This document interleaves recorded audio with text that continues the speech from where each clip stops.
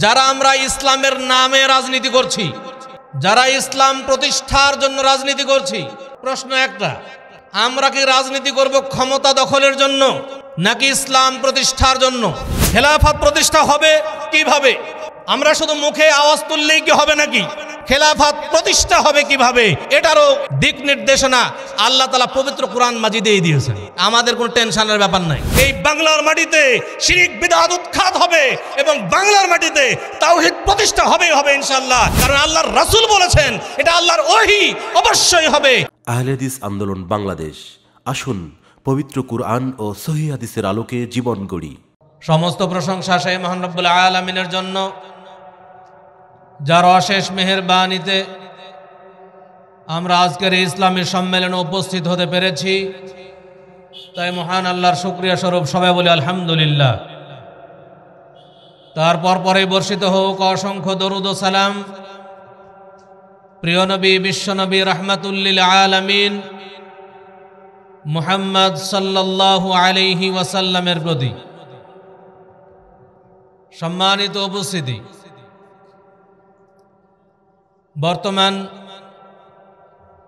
প্রেক্ষাপট অনুযায়ী যে বিষয়টি আমাকে দেওয়া হয়েছে, ইসলামী খেলাফত ও নেতৃত্ব নির্বাচন, অত্যন্ত গুরুত্বপূর্ণ একটি সাবজেক্ট। এই বিষয়টি বোঝার জন্য সকলের মনোযোগ দৃষ্টি আকর্ষণ করছি। এখানে কথা বলতে গেলে কিছু পক্ষে বিপক্ষে কথা থাকবে, কারো পক্ষে বিপক্ষে কথা বলার জন্য আসি নাই। প্রকৃত ইসলামী রাজনীতি কি কোরআন এবং সহিহ হাদিসের দৃষ্টিতে, সেটাই আলোচনা করার চেষ্টা করব। কাউকে কটাক্ষ করে কিছু বলারও বিষয় নাই, আমাদের মূল বিষয়টা বোঝা দরকার। আমরা সবাই নিজেদেরকে মুসলিম পরিচয় দেই। আমরা আমাদের দিন ইসলাম, যেটা আল্লাহ মনোনীত করেছেন, এই ইসলামে কি রাজনীতি আছে না নাই? ইসলাম কি রাজনীতি মুক্ত? নবী মুহাম্মদ সাল্লাল্লাহু আলাইহি ওয়াসাল্লাম কি রাজনীতি করেননি? সাহাবায়ে কেরাম কি রাজনীতি করেননি? ইসলাম কখনোই রাজনীতি মুক্ত নয়। রাসূলুল্লাহ সাল্লাল্লাহু আলাইহি ওয়াসাল্লাম অবশ্যই রাজনীতি করেছেন, সাহাবায়ে কেরাম রাজনীতি করেছেন। আমাদের বুঝতে হবে ইসলামী রাজনীতি কি, রাসূলুল্লাহ সাল্লাল্লাহু আলাইহি ওয়াসাল্লাম কি রাজনীতি করেছেন, সাহাবায়ে কেরাম কোন রাজনীতি করেছেন। আমাদেরকে ঠিক সেই রাজনীতি করতে হবে। কারণ আল্লাহ তাআলা পবিত্র কোরআন মাজিদে ঘোষণা দিয়েছেন, লাকাদ কানা লাকুম ফি রাসূলিল্লাহি উসওয়াতুন হাসানাহ, তোমাদের জন্য তোমাদের রাসূল সাল্লাল্লাহু আলাইহি ওয়াসাল্লামের মধ্যে রয়েছে উত্তম আদর্শ। রাসূলুল্লাহ সাল্লাল্লাহু আলাইহি ওয়াসাল্লাম তার ব্যক্তিগত জীবন, তার পারিবারিক জীবন, তার সামাজিক জীবন, তার রাষ্ট্রীয় জীবন যেভাবে পরিচালনা করেছেন, আমাদেরকে ঠিক একইভাবে আমাদের সার্বিক জীবন পরিচালনা করতে হবে। তাহলে আমাদের জানতে হবে ইসলামী রাজনীতি বলতে কি বোঝায়। ইসলামী রাজনীতি হলো রাষ্ট্র, সমাজ ও শাসন ব্যবস্থায় ন্যায় ও কল্যাণ প্রতিষ্ঠার জন্য কোরআন ও সহিহ হাদিসের এবং খোলাফায়ে রাশিদিনের নির্দেশনা অনুযায়ী পরিচালিত নীতিমালা বা কার্যক্রম, এটাকেই বলা হয় ইসলামী রাজনীতি। শাইখুল ইসলাম ইবনে তাইমিয়া রাহিমাহুল্লাহ বলেন, আসিয়াসাতুশ শারঈয়াতু, ইসলামী রাজনীতি হলো মা কানা ফি'লান ইয়াকুনুন নাসু আকরাবু ইলা সালাহ ওয়া আবআদু আনিল ফাসাদ মিম্মা ইউয়াফিকুশ শার'আ। অর্থাৎ ইসলামী শরিয়াতের সাথে সম্পর্কিত বা ইসলামী শরিয়াত সমর্থিত এমন কার্যকলাপকে, এমন কর্মকাণ্ডকে, এমন কার্যবিধিকে ইসলামী রাজনীতি বলে যেই সমস্ত কার্যক্রমের মাধ্যমে মানুষ কল্যাণের নিকটবর্তী হয়, যেই সমস্ত কার্যক্রমের মাধ্যমে মানুষ ফিতনা ফাসাদ থেকে দূরে থাকে, সেটাকেই বলা হয় ইসলামী রাজনীতি। তাহলে আমাদের রাজনীতি হবে কল্যাণ প্রতিষ্ঠার রাজনীতি, আমাদের রাজনীতি হবে সুশাসন প্রতিষ্ঠার রাজনীতি, আমাদের রাজনীতি মানুষকে কল্যাণ দান করবে, মানুষের উপকার করবে, এটা হচ্ছে ইসলামী রাজনীতি। যেই রাজনীতি মানুষের কল্যাণ করে না, যেই রাজনীতি শুধু শাসন করে, যেই রাজনীতি দুর্নীতি শেখায়, যেই রাজনীতি চাঁদাবাজি করতে শেখায়, যেই রাজনীতি টেন্ডারবাজি করতে শেখায়, এই রাজনীতি কখনোই ইসলামী রাজনীতি হতে পারে না। সম্মানিত উপস্থিতি, আমরা যখন ইসলামী রাজনীতির কথা বলবো, যারা আমরা ইসলামের নামে রাজনীতি করছি, যারা ইসলাম প্রতিষ্ঠার জন্য রাজনীতি করছি, তাদের জন্য আমাদের কিছু প্রশ্ন। আমাদের রাজনীতি কি হবে ক্ষমতা দখলের রাজনীতি নাকি ইসলাম প্রতিষ্ঠার জন্য রাজনীতি? প্রশ্ন একটা, আমরা কি রাজনীতি করব ক্ষমতা দখলের জন্য নাকি ইসলাম প্রতিষ্ঠার জন্য? যদি আমরা বলি ক্ষমতা দখল করলেই ইসলাম প্রতিষ্ঠা করা সম্ভব, তাই ক্ষমতা দখলের রাজনীতি করব, আগে ক্ষমতা দখল করব, তারপর ইসলাম প্রতিষ্ঠা করব। তাদের উদ্দেশ্যে আমার প্রশ্ন, তাহলে নবী সাল্লাল্লাহু আলাইহি ওয়াসাল্লাম কি ইসলাম প্রতিষ্ঠার করার জন্য আগে ক্ষমতা দখলের রাজনীতি করেছেন নাকি ইসলাম প্রতিষ্ঠার রাজনীতি করেছিলেন? প্রশ্ন যদি নিরপেক্ষ দৃষ্টিতে যাচাই করেন, কোরআন এবং সহিহ হাদিস পর্যালোচনা করেন, রাসূলুল্লাহ সাল্লাল্লাহু আলাইহি ওয়াসাল্লামের সিরাত পর্যালোচনা করেন, তাহলে দেখা যাবে রাসূলুল্লাহ সাল্লাল্লাহু আলাইহি ওয়াসাল্লাম কখনোই ক্ষমতা দখলের রাজনীতি করেননি। যখন রাসূলুল্লাহ সাল্লাল্লাহু আলাইহি ওয়াসাল্লাম দাওয়াত দিচ্ছিলেন মানুষকে এক আল্লাহর দিকে, কুলু লা ইলাহা ইল্লাল্লাহ তুফলিহু, হে মানব সমাজ তোমরা বলো এক আল্লাহ ছাড়া কোনো সত্য মাবুদ নেই, তাহলেই তোমরা সফল কাম হবে। যখন এই দাওয়াতে তিনি মগ্ন ছিলেন, এই দাওয়াতে তিনি ব্যস্ত ছিলেন, তখন মক্কার কুরাইশ নেতারা, যারা বড় বড় নেতা ছিল, আবু জাহেল, আবু লাহাব, তারা রাসূলুল্লাহ সাল্লাল্লাহু আলাইহি ওয়াসাল্লামকে প্রস্তাব পেশ করলো, হে মুহাম্মদ তুমি তোমার দাওয়াত বন্ধ করো, যদি তুমি চাও অর্থ সম্পদ, তাহলে তোমার জন্য এত অর্থ সম্পদ জমা করা হবে যে তুমি সবচাইতে বড় ধনী হয়ে যাবে। যদি তুমি ক্ষমতা চাও তাহলে আসো, তোমাকে ক্ষমতা দেওয়া হবে, তাও তুমি তোমার দাওয়াত বন্ধ করো। যদি তুমি চাও তুমি সুন্দরী নারীকে বিয়ে করবে, তাহলে তোমাকে সুন্দরী নারীর সাথে বিয়ে দেওয়া হবে, কিন্তু তুমি তোমার দাওয়াত বন্ধ করো। রাসূলুল্লাহ সাল্লাল্লাহু আলাইহি ওয়াসাল্লাম কি কোনটি গ্রহণ করেছিলেন? রাসূলুল্লাহ সাল্লাল্লাহু আলাইহি ওয়াসাল্লাম গ্রহণ করেননি। রাসূলুল্লাহ সাল্লাল্লাহু আলাইহি ওয়াসাল্লামকে ক্ষমতা নেওয়ার প্রস্তাব পেশ করা হয়েছিল। রাসূলুল্লাহ সাল্লাল্লাহু আলাইহি ওয়াসাল্লাম যদি মনে করতেন ক্ষমতা দখল করব তারপর ইসলাম প্রতিষ্ঠা করব, তাহলে তিনি সর্বপ্রথম ক্ষমতার মসনদে বসতেন, তারপরে ইসলাম কায়েম করতেন। কিন্তু নবী সাল্লাল্লাহু আলাইহি ওয়াসাল্লাম এই প্রস্তাব প্রত্যাখ্যান করেছিলেন, কারণ ক্ষমতায় বসে লাভ নেই। যদি মানুষ পরিবর্তন না হয়, যদি মানুষের আকীদা ঠিক না হয়, যদি মানুষের বিশ্বাস আমল সহি না হয়, তাহলে ক্ষমতায় বসে বসে জোরপূর্বক কিছু চাপিয়ে দিলে মানুষ কখনোই গ্রহণ করবে না, বরং 2 দিন পরে তাকে জোর করে ক্ষমতা থেকে নামিয়ে দেবে। আল্লাহ তাআলা পবিত্র কোরআন মাজিদে একটি আয়াত নাজিল করেছেন। আল্লাহ তাআলা পবিত্র কোরআন মাজিদে ঘোষণা দিচ্ছেন, শারা'a লাকুম মিনাদ-দীন মা ওয়াসসা বিহি নূহা। আল্লাহ তাআলা তোমাদের জন্য দ্বীনের সেই পথই নির্ধারণ করেছেন, মা ওয়াসসা বিহি নূহা, যেই পথের নির্দেশ তিনি দিয়েছিলেন নূহ আলাইহিস সালাতু ওয়াস সালামকে, ওয়াল্লাযী আওহাইনা ইলাইক, এবং হে মুহাম্মদ সাল্লাল্লাহু আলাইহি ওয়াসাল্লাম যার ওহী আমরা আপনার কাছে করেছিলাম, ওয়া ইব্রাহিম ওয়া মা ওয়াসাইনা বিহি ইব্রাহিম ওয়া মূসা ওয়া ঈসা এবং যার আদেশ আমরা দিয়েছিলাম ইব্রাহিম আলাইহিস সালাতু ওয়াস সালামকে, মূসা আলাইহিস সালাতু ওয়াস সালামকে এবং ঈসা আলাইহিস সালাতু ওয়াস সালামকে, কি নির্দেশনা দিয়েছিলাম? আন আকিমুদ্দিন, তোমরা দ্বীন কায়েম করো, ওয়ালা তাতাফাররাকু ফীহি, এবং তোমরা দ্বীনের মধ্যে মতনৈক্য সৃষ্টি করো না, তোমরা দ্বীনের মধ্যে বিভক্তির সৃষ্টি করো না। তাহলে এখানে আল্লাহ তাআলা এই আয়াতের মধ্যে পাঁচজন নবীর নাম করলেন। নূহ আলাইহিস সালাতু ওয়াস সালাম, মুহাম্মদ সাল্লাল্লাহু আলাইহি সাল্লাম, ইব্রাহিম আলাইহিস সালাতু ওয়াস সালাম, মূসা আলাইহিস সালাতু ওয়াস সালাম, ঈসা আলাইহিস সালাতু ওয়াস সালাম। তাদের পাঁচজন নবীর নাম উল্লেখ করে আল্লাহ তাআলা সবার পরে একটা নির্দেশ দিলেন। নির্দেশটা কি? আন আকিমুদ্দিন, তোমরা দ্বীন কায়েম করো। আচ্ছা বলেন, এই পাঁচজন নবীর মধ্যে কয়জন রাষ্ট্র ক্ষমতা কায়েম করেছিলেন?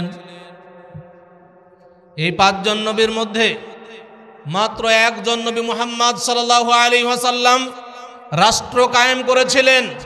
বাকি থাকলো আর কয়জন নবী? চারজন নবী। এই আয়াতে সবার প্রতি একই নির্দেশ, আন আকিমুদ্দিন, তোমরা দ্বীন কায়েম করো। বাকি চারজন নবী যে রাষ্ট্র কায়েম করলেন না, তাহলে কি আমরা বলতে পারবো যে বাকি চারজন নবী তারা দ্বীন কায়েমে ব্যর্থ হয়েছেন? তারা দ্বীন কায়েম করতে পারেননি, তারা ব্যর্থ নবী, এটা কি বলার সম্ভব? যদি এই কথা কেউ বলে তাহলে নবীর নামে অবমাননা, তার তওবা করা উচিত। অতএব তাহলে বোঝা যাচ্ছে দ্বীন কায়েম মানে রাষ্ট্র কায়েম নয়। আমাদের দেশে দ্বীন কায়েম মানে রাষ্ট্র কায়েম, এই ব্যাখ্যা করা হয়, অথচ কোন তাফসীরকারও দ্বীন কায়েম মানে রাষ্ট্র কায়েম এটা কখনোই করেন নাই। বরং দ্বীন কায়েম মানে হচ্ছে তাওহীদ কায়েম। দ্বীন মানে হচ্ছে তাওহীদ। কারণ আল্লাহর রাসূল সাল্লাল্লাহু আলাইহি ওয়াসাল্লাম বলছেন, আল আম্বিয়াউ কুল্লুহুম ইখওয়াতুন লিআল্লাত, সকল নবী একে অপরের বৈমাত্রেয় ভাই। উম্মাহাতুহুম শাত্তা, তাদের মা আলাদা আলাদা। ওয়া দীনুহুম ওয়াহিদ, কিন্তু তাদের দ্বীন এক। অর্থাৎ কি রাষ্ট্র এক? সকল নবীর কি রাষ্ট্র এক ছিল? এখানে দ্বীন এক, সকল নবীর মা আলাদা আলাদা, এক এক নবী এক এক মায়ের গর্ভে জন্মগ্রহণ করেছেন, কিন্তু তাদের দ্বীন এক। মানে কি? তাওহীদ এক। সকল নবী এক আল্লাহর দিকে দাওয়াত দিয়েছেন, সকল নবী এক আল্লাহকে বিশ্বাস করতেন। সকল নবীর দাওয়াত ছিল কুলু লা ইলাহা ইল্লাল্লাহ তুফলিহু, সকল নবীর দাওয়াত লা ইলাহা ইল্লাল্লাহর দাওয়াত। অতএব সকল নবীর দ্বীন হচ্ছে তাওহীদ। অতএব দ্বীন মানে হলো তাওহীদ, রাষ্ট্র নয়। আমরা যদি তাফসীরগুলো দেখি, তাফসীর ইবনে কাসির জগৎ বিখ্যাত তাফসীর ইবনে কাসিরে যেটা বলা হয়েছে, জাদ্দীনুল্লাযী জাআত বিহির রাসূলু কুল্লুহুম হুয়া ইবাদাতুল্লাহি ওয়াহদা। এই আয়াত উল্লেখ করার পরে আকিমুদ্দিনের ব্যাখ্যা করছেন তাফসীর ইবনে কাসিরের মধ্যে। তিনি বলছেন, ইবনে কাসির রাহিমাহুল্লাহ তার তাফসীর ইবনে কাসিরের মধ্যে বলছেন, আদ-দীন আল্লাযী জাআত বিহির রাসূলু কুল্লুহুম, সকল রাসূল যে দ্বীন নিয়ে এসেছিলেন, হুয়া ইবাদাতুল্লাহি ওয়াহদা, সেটা হচ্ছে এক আল্লাহর ইবাদত করা, লা শারীকা লাহু, যার কোনো শরীক নাই।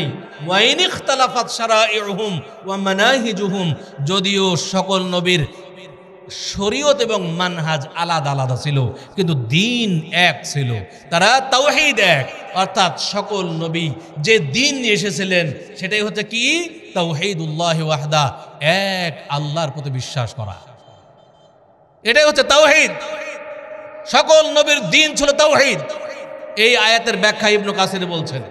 তাফসীরে কুরতুবীতে বলা হচ্ছে, এই আয়াত আকিমুদ্দিনের ব্যাখ্যা করতে গিয়ে তাফসীরে কুরতুবী, ইমাম কুরতুবী তাফসীর ইবনে কুরতুবীতে তিনি উল্লেখ করছেন, আনা আকিমুদ্দিন হলো হুয়া তাওহীদুল্লাহ, সেটা হচ্ছে আল্লাহর একত্ব, ওয়া তাআতুহু, এবং আল্লাহর আনুগত্য করা, ওয়াল ঈমানু বিরুসুলিহি, এবং আল্লাহর যত রাসূল এসেছেন তার প্রতি ঈমান আনা, ওয়া কুতুবিহি, এবং তার যত কিতাব নাজিল করেছেন সবগুলোর প্রতি ঈমান আনা, ওয়া বিয়াউমিল জাযা, এবং সেই ইয়ামুল জাযা অর্থাৎ কিয়ামত দিবসের প্রতি বিশ্বাস স্থাপন করা।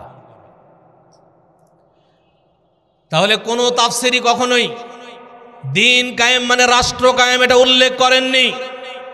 জগৎ বিখ্যাত যত তাফসির গ্রন্থ দেখবেন, দিন মানে হচ্ছে তাওহীদ, দিন মানে রাষ্ট্র কায়েম, এটা চূড়ান্ত ভুল তাফসির। অতএব এই তাফসির করা থেকে বিরত থাকতে হবে। সম্মানিত উপস্থিতি, অতএব আমরা যদি দিন কায়েম করতে চাই তাহলে রাষ্ট্র কায়েম নয়, বরং তাওহীদ কায়েম করতে হবে।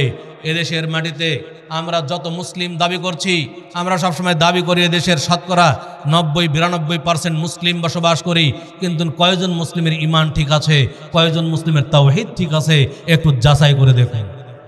আজকে যদি সিলেটের দিকে যান, সিলেটকে বলা হয় 360 আউলিয়ার পুণ্যভূমি, যেখানে যেদিকে তাকাইবেন শুধু মাজার আর মাজার, শুধু শিরক চলছে। যারা নিজেদেরকে মুসলিম দাবি করছে অথচ বিভিন্ন শিরকে লিপ্ত।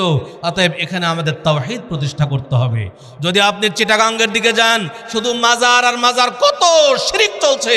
এই শিরকগুলোকে উৎখাত করে তাওহীদ প্রতিষ্ঠা করাই হচ্ছে দিন। দিন মানে রাষ্ট্র ক্ষমতা দখল করা নয়। সম্মানিত উপস্থিতি,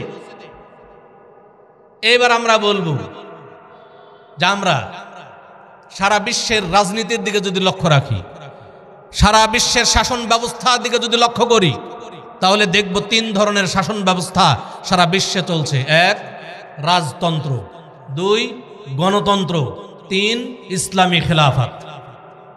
রাজতন্ত্র রাজার ইচ্ছায় চূড়ান্ত, আর রাজাই হচ্ছে সার্বভৌম ক্ষমতার মালিক। রাজতন্ত্রে রাজার ইচ্ছায় চূড়ান্ত, রাজা যা বলবে তাই, রাজাই সার্বভৌম ক্ষমতার মালিক। আর গণতন্ত্রে জনগণের ইচ্ছায় চূড়ান্ত এবং জনগণের সকল ক্ষমতার উৎস। আর ইসলামী খেলাফতে আল্লাহর বিধানই চূড়ান্ত, আল্লাহই সার্বভৌম ক্ষমতার উৎস। আপনার বিবেককে প্রশ্ন করুন, কোনটা আপনি মেনে নেবেন? রাজতন্ত্র নাকি গণতন্ত্র নাকি ইসলামী খেলাফত? রাজতন্ত্র একজন ব্যক্তি রাজা, রাজা যা বলবে তাই। রাজা যদি কোনো জায়গায় ভালো হয়, কিছু ভালো কাজ হতে পারে, কিন্তু যদি খারাপ হয় সে খারাপটাই বেছে নেবে। অতএব একজন ব্যক্তির নেতৃত্বে কোনোদিন রাষ্ট্রে ভালো কিছু আশা করা যায় না। অতএব রাজতন্ত্র কখনো ইসলাম সমর্থন করে না।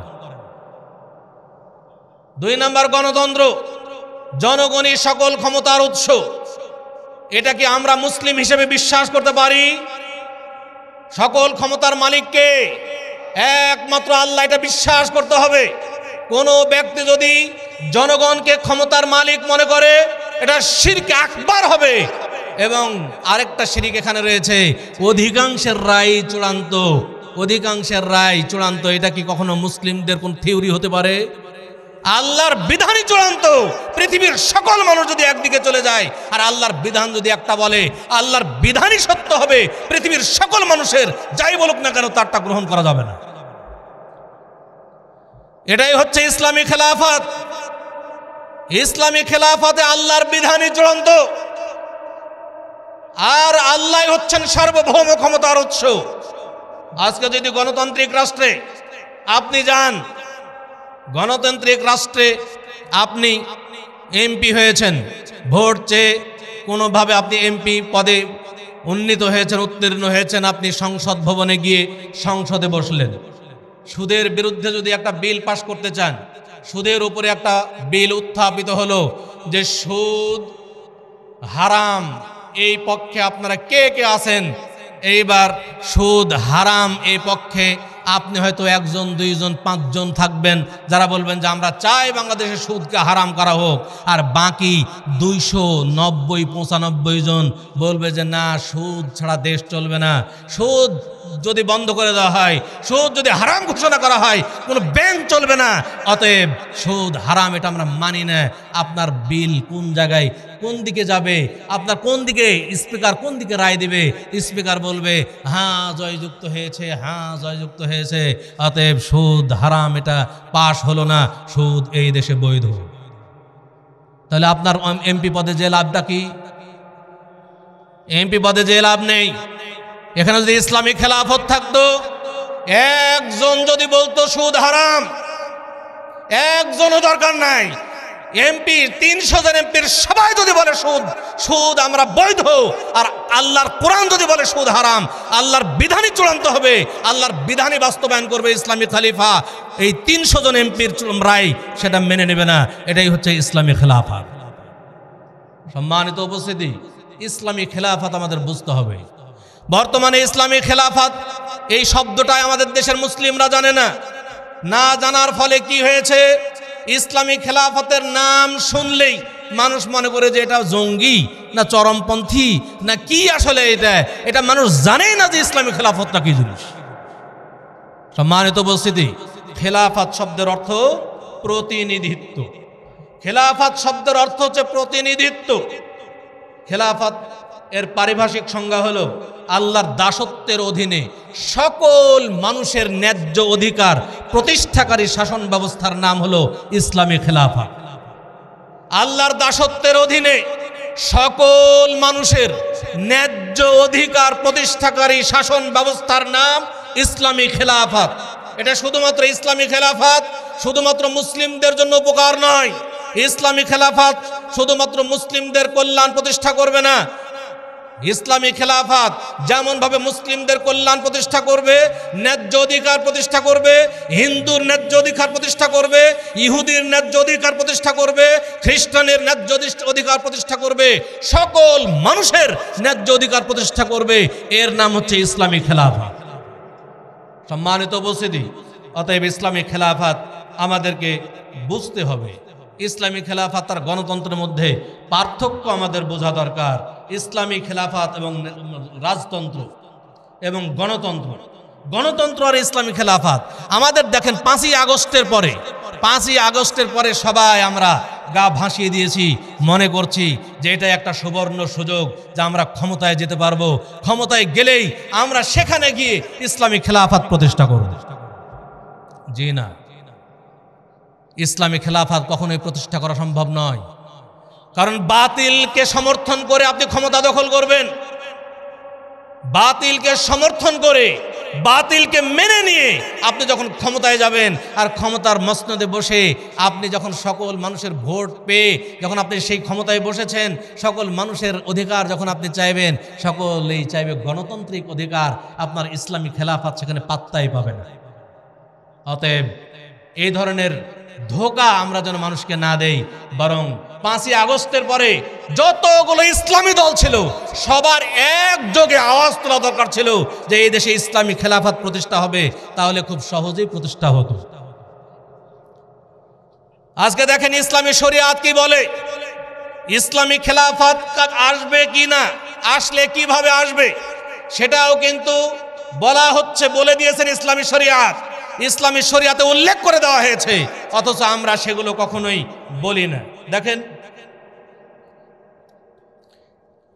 আমরা ইসলামী খেলাফতের ব্যাপারে যে দলিলটা আমরা পাই, দেখেন ইসলামী খেলাফতের দলিলে আছে ইসলামী খেলাফত যা আসবে তার স্পষ্ট দলিলটা মুসনাদে আহমদে পাবেন 18,430 নম্বর হাদিস, সিলসিলা সহিহাতেও আপনারা পাবেন, মুসনাদুল বাজ্জারে পাবেন, হ্যাঁ মুসনাদুল বাজ্জার সেখানে এসেছে 2796 নম্বর হাদিস। হাদিসটি কি দেখেন, রাসূলুল্লাহ সাল্লাল্লাহু আলাইহি ওয়াসাল্লাম বলছেন, তাকুনুন নাবুওয়াতু ফীকুম মা শা আল্লাহু আন তাকুনা, তোমাদের মধ্যে নবুয়ত প্রতিষ্ঠা লাভ করবে, আল্লাহ তাআলা যতদিন চান নবুয়তকে রাখবেন। সুম্মা ইয়ারফাউ আল্লাহ, আর অতঃপর আল্লাহ তাআলা নবুয়তকে উঠিয়ে নেবেন। তাহলে নবুয়তি জামানা গেছে, আল্লাহ তাআলা প্রথম নেতৃত্ব নির্বাচন করেছেন নবুয়ত দানের মাধ্যমে। আল্লাহ তাআলা নবী হিসেবে, রাসূল হিসেবে কাউকে মনোনয়ন দিয়েছেন, তারা সরাসরি আল্লাহর পক্ষ থেকে নবী রাসূল মনোনীত হয়ে তারা তারা নেতৃত্ব দিয়েছেন। নবীদের জামানা শেষ হয়ে গেছে। এরপরে কি বলছেন 2 নম্বরে, সুম্মা তাকুনু খিলাফাতান আলা মিনহাজিন নবুওয়াহ, নবুয়তের পরে নবুয়তি তরিকায় খেলাফত আসবে। মাশা আল্লাহু আন তাকুনা, আল্লাহ তাআলা যতদিন চান এই খেলাফত রাখবেন। সুম্মা ইয়ারফাউহু আল্লাহ, আবার আল্লাহ তাআলা চাইলে সেই খেলাফত উঠিয়ে নেবেন। নবীদের জামানার পরে খলিফাদের জামানা গেছে। আবু বকর রাদিয়াল্লাহু তাআলা খলিফা হয়েছেন, ওমর ইবনুল খাত্তাব রাদিয়াল্লাহু তাআলা খলিফা হয়েছেন, উসমান ইবনে আফফান রাদিয়াল্লাহু তাআলা খলিফা হয়েছেন, আলী রাদিয়াল্লাহু তাআলা খলিফা হয়েছেন। খলিফার জামানাও শেষ হয়ে গেছে। সেই খলিফা নবুয়তি তরিকায় হয়েছে। নবুয়তি তরিকা বলতে কি বোঝায়? নবুয়তি তরিকা মানে সিলেকশন পদ্ধতি, ইলেকশন পদ্ধতি নয়। খলিফা নির্বাচন করে দেওয়া হয়েছে, ভোট চাওয়া হয়নি। আবু বকর রাদিয়াল্লাহু তাআলা ভোট চাননি যে তোমরা আমাকে ভোট দাও, আমি খলিফা হতে চাই। খলিফা হয়ে এই করব, অনেক ইশতেহার দিলেন।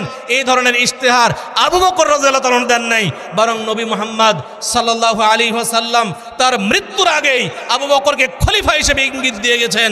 নবী মুহাম্মদ সাল্লাল্লাহু আলাইহি ওয়াসাল্লাম মৃত্যুর আগে যখন অসুস্থ ছিলেন, অসুস্থ অবস্থায় আবু বকর রাদিয়াল্লাহু তাআলাকে ইমামতি করতে বললেন। 3 দিন যাবত আবু বকর রাদিয়াল্লাহু তাআলা ইমামতি করলেন। এটা প্রমাণ করে নবী সাল্লাল্লাহু আলাইহি ওয়াসাল্লাম আবু বকরকে খলিফা ইঙ্গিত দিয়ে গেলেন। পরবর্তী খলিফা হচ্ছে আবু বকর রাদিয়াল্লাহু তাআলা। এবং সকলেই পরামর্শ করে আবু বকর রাদিয়াল্লাহু তাআলাকে খলিফা হিসেবে গ্রহণ করলেন যখন নবী সাল্লাল্লাহু আলাইহি ওয়াসাল্লামের মৃত্যু হয়ে গেল। অনুরূপভাবে ওমর রাদিয়াল্লাহু তাআলা হয়েছেন, উসমান ইবনে আফফান রাদিয়াল্লাহু তাআলা হয়েছেন। কেউ কখনোই ভোট চান নাই, ভোট চেয়ে নিজে নেতৃত্ব চেয়ে নেন নাই। এরপরে বলছেন 3 নম্বরে, সুম্মা তাকুনু মুলকান আদদান। খেলাফতের পরে খেলাফত উঠে যাওয়ার পরে আসবে অত্যাচারী শাসকের জামানা। যেই জামানায় শাসক তার প্রজাদের উপরে অত্যাচার চালাবে, অত্যাচারী শাসকের জামানা। তারপরে তিনি বলছেন ফাতাকুন মাশা আল্লাহু আন তাকুন, আল্লাহ তাআলা যতদিন চান ততদিন এই অত্যাচারী শাসকের জামানা রাখবেন। সুম্মা ইয়ারফাউহা আল্লাহ, অতঃপর আল্লাহ তাআলা সেই অত্যাচারী শাসককে উঠিয়ে নেবেন। 3 নম্বর জামানা গেল অত্যাচারী শাসকের জামানা। 4 নম্বরে আল্লাহ রাসূল বলছেন সুম্মা তাকুনু মুলকান জাবারিয়াতান, এরপর আসবে জবর দখলকারী শাসক। অত্যাচারী শাসকের পর জবর দখলকারী শাসক, যেটা বর্তমান জামানা। এই জামানা 4র্থ জামানায় আমরা বর্তমানে আছি। জবর দখলকারী শাসকের জামানা আসবে, যে জোর যার মুল্লুক তার জবর দখল করবে, দখল করে নেবে জোরপূর্বক। এই জামানা বর্তমানে আছে, এই 4র্থ জামানায় আমরা আছি বর্তমানে। আল্লাহ রাসূল বলছেন ফায়াকুনু মাশা আল্লাহু আন তাকুন, এই জবরদখলকারী শাসকের জামানা আল্লাহ যতদিন চাইবেন রাখবেন। সুম্মা ইয়ারফাউহা আল্লাহ, অতঃপর আল্লাহ তাআলা এই জবরদখলকারী এই শাসককে আল্লাহ তাআলা উঠিয়ে নেবেন। এরপর আসবে কি 5 নম্বরে। 5 নম্বরে বলছেন সুম্মা তাকুনু খিলাফাতান আলা মিনহাজিন নবুওয়াহ। এই 4 নম্বর জামানা জবরদখলকারী জামানা, জবরদখলকারী শাসকের জামানা। এটা উঠে যাওয়ার পরে 5 নম্বরে আসবে সুম্মা তাকুনু খিলাফাতান আলা মিনহাজিন নবুওয়াহ, এরপরে আসবে খেলাফত নবুয়তের তরিকায়। 5 নম্বরে আসবে কি? নবুয়তের তরিকায় আসবে খেলাফত। নবুয়তের তরিকা মানে সিলেকশন, ইলেকশন নয়। নির্বাচন পদ্ধতি সিলেকশন পদ্ধতি হবে, ইলেকশন পদ্ধতি নয়। এটা হচ্ছে নবুয়তি তরিকায় খেলাফত আসবে। এরপর সুম্মা সাকাতা, রাসূল সাল্লাল্লাহু আলাইহি ওয়াসাল্লাম আর কিছু বললেন না, চুপ হয়ে গেলেন। আচ্ছা বলেন, তাহলে এই শেষ জামানায় কি খেলাফত প্রতিষ্ঠা হবে না? আল্লাহর রাসূল সাল্লাল্লাহু আলাইহি ওয়াসাল্লামের প্রত্যেকটা কথা কি তার নিজের পক্ষ থেকে নাকি আল্লাহর পক্ষ থেকে? আল্লাহর রাসূল সাল্লাল্লাহু আলাইহি ওয়াসাল্লাম যত কিছু বলেছেন এটা আল্লাহর ওহী, এটা কখনোই ভুল হওয়া সম্ভব নয়। অতএব আল্লাহর ওহী যেটা বলছে খেলাফত প্রতিষ্ঠা হবে শেষ জামানায়, সেই খেলাফত দিকে আমাদেরকে আগাইতে হবে। এই দিকে আমরা না আগায় আমরা কি করছি? ক্ষমতার লোভে কত দ্রুত ক্ষমতা দখল করতে হয়, এই ক্ষমতা দখলের কাজে আমরা ব্যস্ত হয়ে পড়েছি। সম্মানিত উপস্থিতি, আমাদের বোঝা দরকার আছে এই শেষ জামানা, এই জামানা হচ্ছে শেষ জামানা। এই জামানায় খেলাফত প্রতিষ্ঠা হবেই হবে ইনশাআল্লাহ, কারণ আল্লাহর রাসূল বলেছেন, এটা আল্লাহর ওহী, অবশ্যই হবে। এটা আমাদের বিশ্বাস রাখতে হবে, এবং এই বিশ্বাস অনুযায়ী যদি আমরা খেলাফত প্রতিষ্ঠার কাজ করি, মাঠে ময়দানে কাজ করি, ইনশাআল্লাহ অবশ্যই খেলাফত প্রতিষ্ঠা হবে। এই স্লোগানই বর্তমানে বাংলাদেশ আহলে হাদিস যুব সংঘ, আহলে হাদিস আন্দোলন বাংলাদেশ দিয়ে যাচ্ছে। বর্তমান বাংলাদেশে যত ইসলামী দল রয়েছে, কোন দল ইসলামী খেলাফতের কথা বলছে না।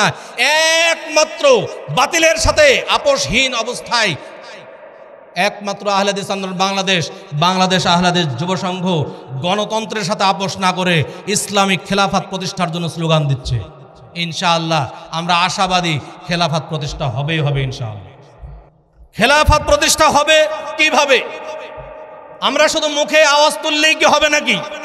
খেলাফত প্রতিষ্ঠা হবে কিভাবে এটারও দিক নির্দেশনা আল্লাহ তাআলা পবিত্র কোরআন মাজিদেই দিয়েছেন। আমাদের কোনো টেনশনের ব্যাপার নাই। কিভাবে খেলাফত প্রতিষ্ঠা হবে?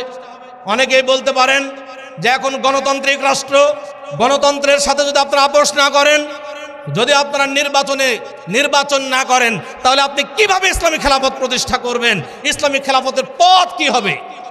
সম্মানিত উপস্থিতি, আমি বলবো যারা এই ধরনের স্লোগান তুলছেন যে কিভাবে ইসলামী খেলাফত প্রতিষ্ঠা হবে গণতন্ত্রের সাথে আপোষ না করে, কারণ বর্তমান দেশ হচ্ছে গণতান্ত্রিক দেশ, অতএব এই দেশে গণতন্ত্রের বিপক্ষে অবস্থান নিয়ে কিভাবে ইসলামী খেলাফত প্রতিষ্ঠা, আমি তাদেরকে বলবো যে আপনারা কি আল্লাহর কোরআনের আয়াতকে বিশ্বাস করেন না?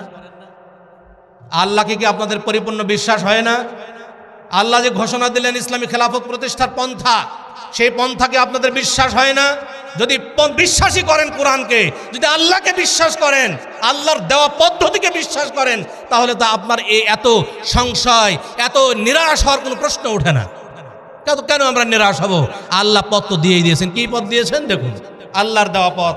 কিভাবে খেলাফত প্রতিষ্ঠা হবে আল্লাহ বলে দিচ্ছেন সূরা আন-নূর 55 নম্বর আয়াত। সূরা আন-নূর 24 নম্বর সূরা 55 নম্বর আয়াত। কি আয়াত দেখেন, আল্লাহ তাআলা বলছেন ওয়া'আদাল্লাহু আল্লাযীনা আমানু মিনকুম ওয়া আমিলুস সালিহাত। আল্লাহ তাআলা ওয়াদা করেছেন ওয়া'আদাল্লাহু আল্লাযীনা আমানু মিনকুম ওয়া আমিলুস সালিহাত, যারা ঈমানদার, তোমাদের মধ্যে যারা ঈমানদার এবং যারা সৎ কর্মশীল, তাদের জন্য আল্লাহ ওয়াদা করেছেন। কি ওয়াদা? লায়াস্তাখলিফান্নাহুম ফিল আরদে, যে তাদেরকে আল্লাহ তাআলা পৃথিবীতে খেলাফত দান করবেন। একবার স্পষ্ট কথা, লায়াস্তাখলিফান্নাহুম ফিল আরদ, আল্লাহ তাআলা তাদেরকে খেলাফত দান করবেন পৃথিবীতে।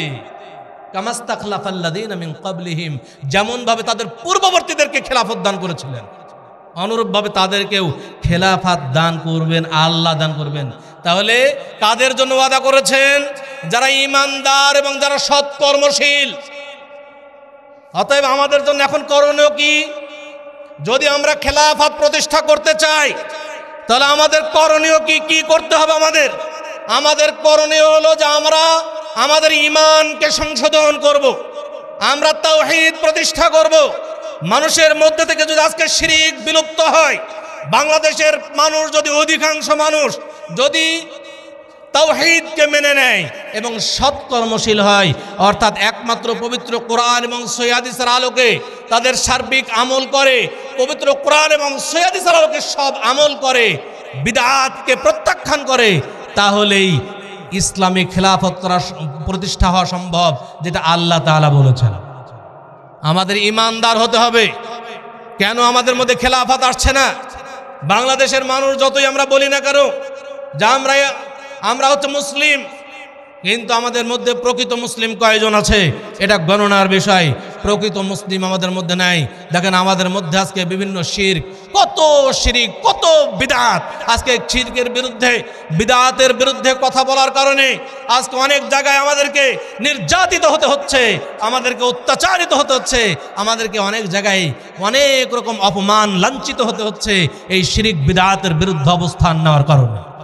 সম্মানিত উপস্থিতি, এই খেলাফত প্রতিষ্ঠার প্রকৃত কাজই করে যাচ্ছে বাংলাদেশ আহলে হাদিস যুব সংঘ, আহলে হাদিস আন্দোলন বাংলাদেশ।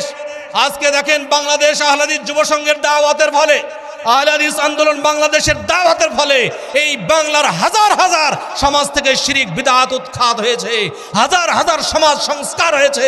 এটা আপনারা বাস্তব প্রমাণ। আজকে দেখেন সবাই নিজ নিজ গ্রামের দিকে লক্ষ্য করেন, নিজ নিজ সমাজের দিকে লক্ষ্য করেন। কত আহলে হাদিস সমাজে কত শিরক ছিল, আহলে হাদিস সমাজে কত বিদআত ছিল, সেই শিরক বিদআতগুলো উৎখাত হয়েছে। বহু দলে দলে মানুষ আজকে বিদআতিরা সহিহ দ্বীন গ্রহণ করছে, আহলে হাদিস আকীদা মানহাজ গ্রহণ করছে। আলহামদুলিল্লাহ, দিনান্দিন আমাদের আহলে হাদিসদের সংখ্যা বাড়ছে। এটা কিন্তু আহলে হাদিসদের দাওয়াতের একটা বড় ফল আমরা দেখতে পাচ্ছি। বর্তমানে যদি আমরা ভালোভাবে কাজ করতে পারি, অদূর ভবিষ্যতে অবশ্যই ইনশাআল্লাহ দেখবেন এই বাংলার মাটিতে শিরক বিদআত উৎখাত হবে এবং বাংলার মাটিতে তাওহীদ প্রতিষ্ঠা হবে ইনশাআল্লাহ। এবং একদিন যুব সংঘের মাধ্যমেই যখন এই দাওয়াত প্রচারিত হবে, এই দেশের অধিকাংশ মানুষের মধ্যে তাওহীদ প্রতিষ্ঠা হবে, সুন্নাত প্রতিষ্ঠা হবে, তখন দেখবেন যে আপনারাই দৌড়ে আসবেন যে এখন বাংলাদেশ আহলে যুব সংঘের মাধ্যমেই ইসলামিক খেলাফত প্রতিষ্ঠা করা সম্ভব। সম্মানিত উপস্থিতি, অতএব আমরা ইসলামিক খেলাফত কায়েম করার পথেই আগাচ্ছি। আমরা কোনো আউটসাইডে নাই, আমরা ঠিক রাইট পথেই আছি। এই রাইট পথে থেকে আমরা কাজ করছি। অতএব আমাদেরকে ভুল বুঝবেন না, ইসলামিক খেলাফত বোঝার চেষ্টা করুন, গণতন্ত্রকে বোঝার চেষ্টা করুন, রাজতন্ত্রকে বোঝার চেষ্টা করুন, ইসলামিক খেলাফত প্রতিষ্ঠার জন্য কাজ করুন। নিজেই ইমানদার হন, পরিবারকে ইমানদার বানান, সমাজকে ইমানদার বানান, সমাজের বুক থেকে শিরক বিদআতকে উৎখাত করুন। দেখবেন ইনশাআল্লাহ আস্তে আস্তে মানুষ পরিবর্তন হলেই রাষ্ট্র পরিবর্তন হবে। মানুষ পরিবর্তন না হলে রাষ্ট্র কখনোই পরিবর্তন হবে না। রাষ্ট্র সংস্কার আগে ব্যক্তি সংস্কার দরকার। ব্যক্তি সংস্কার না হলে আপনি কখনোই রাষ্ট্র সংস্কার আশা করতে পারেন না। এই বলে আমি আমার বক্তব্য এখানে শেষ করছি। আকুলু কাউলি হাদা ওয়া আস্তাগফিরুল্লাহ লি ওয়া লাকুম লিসাইরিল মুসলিমিন ফাস্তাগফিরুহু ইন্নাহু হুয়াল গফুরুর রহিম। আসসালামু আলাইকুম ওয়া রাহমাতুল্লাহি ওয়া বারাকাতুহু।